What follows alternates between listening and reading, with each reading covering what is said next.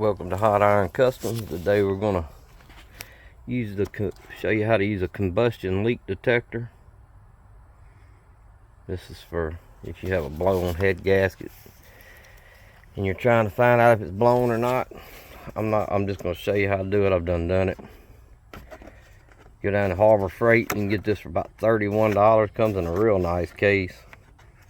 And make sure you get the liquid that goes with it, because it does not come with it. They got it on the shelf in there most of the time, unless they're sold out.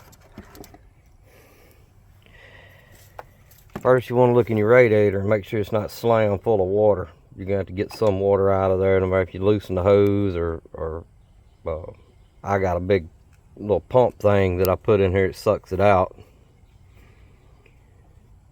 So you know you want your water down low in there, because you don't want to get it in here. You're going to get your engine up to operating temperature. There is a line on here. You're going to kind of sit this in there and give it a little twist. Put your test fluid.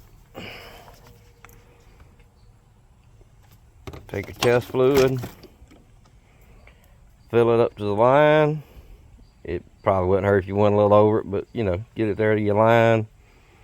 Engine running. Make sure it's up, like I said, make sure it's up to operating temperature. And usually if you let it just sit there and run, if you start seeing antifreeze come up in here, now you need to stop, clean this out, and get some more water out of here, out of your radiator. I usually just crank it up and let it run for a little while. You'll see bubbles coming out. And let it run for a few minutes. It says a minute or something like that in the directions. Sometimes you might have to let it run a little longer. And then it comes with a little primer ball. Your check valve always faces up. And you can set it on here. Like mine, it's bad enough that it was changing colors already before I had to do this. But you put this on here, and what this does is if there's any exhaust gases in here that's not coming up, it sucks them in there. And you'll pump this ball on here like this, and you'll see it pulling little bubbles through.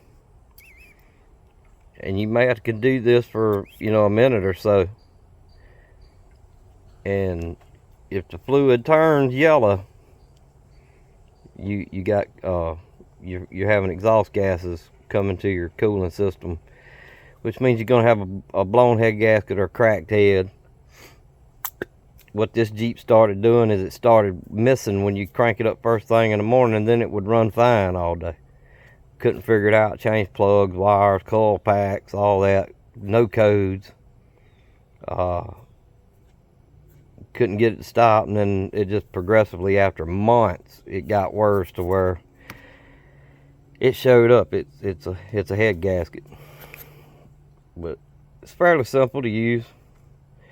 And if you was doing it on a diesel motor, this would turn greens. But if you got it sitting there and it's running, and you see that blue start turning a greenish color, well, you know it's fixing to turn yellow.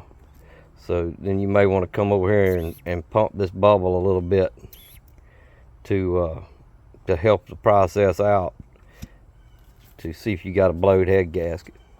But that's how you use it. It's simple.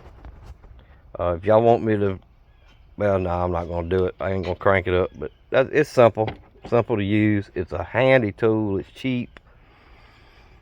I think it was $31 for the tool. Comes in a nice case. And I think it was $9 or $10 for this big old jug of fluid, which would probably last you a lifetime unless you work on cars a lot, like I do.